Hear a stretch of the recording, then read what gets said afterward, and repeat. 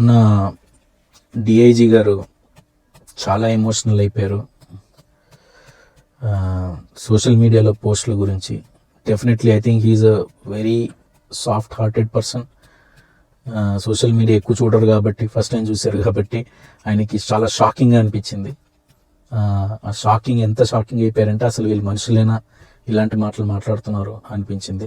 అయితే ఆయన నాకు తెలిసి బహుశా 51 మందిలో బహుశా ఒక 7-8 మంది అలాంటి బూతులు మాట్లాడి ఉండొచ్చు కేసులు పెట్టిన వాళ్ళల్లో.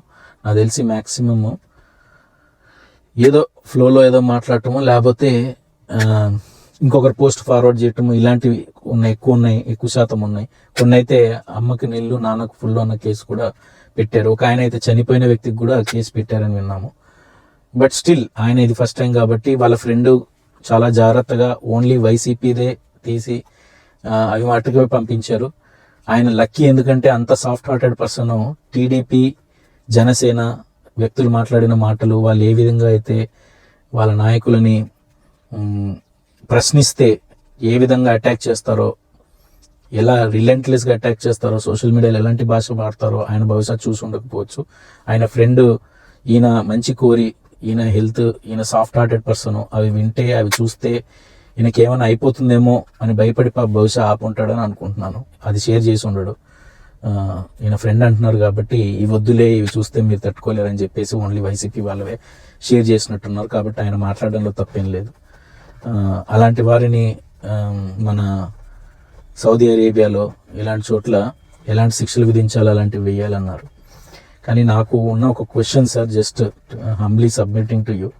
అక్కడ రేపులకి, మానభంగాలకి, నడి రోడ్డు మీద నరికేయటానికి మెయిన్గా ఇలాంటివి ఉంటాయి సార్. ఈ అసభ్య పదజాలానికంటే కూడా రేపులు కంటిన్యూస్గా లాస్ట్ 5 monthsలో, లేకపోతే మీరు అసభ్య పదజాలం అంతా ఒక సైడ్ పెట్టండి.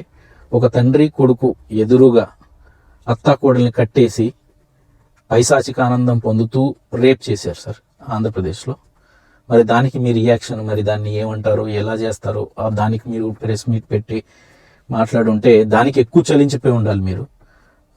ఒక అమ్మాయిని తీసుకెళ్ళి రేప్ చేసి తర్వాత పెట్రోల్ పోసి తగలబెడితే ఆ అమ్మాయి ఇంకా స్పృహలోనే ఉండి ఆ నొప్పిని భరిస్తూ అడవిలో పరిగెడుతూ చెట్టు కానుకుని ఆ వీడియో విజువల్స్ చూసాం సార్.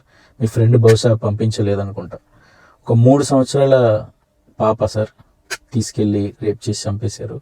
ఆ పాపకి ఏమో తెలియదు సార్, వాళ్ళ ఇంట్లో వాళ్ళ మామో నాన్నో ఎంత ప్రేమగా ఎత్తుకుని ముద్దాడారో అలాగే తీసుకెళ్తున్నాడేమో అనుకుని ఉండొచ్చు. అలాంటి వ్యక్తి అలాగే తీసుకుని వెళ్ళారేమో అనుకుని నాకు మామ ముద్దాడతాడేమో, ఆడిస్తాడేమో, చాక్లెట్ కొనిపిస్తాడేమో అని వచ్చిరాని మాటలతోటి హ్యాపీగా వీలుంటుంది. అలాంటి ఆ పాపని అన్యాయంగా చేస్తే ఏం జరుగుతుందో కూడా తెలియకుండా ప్రాణం పోయింది.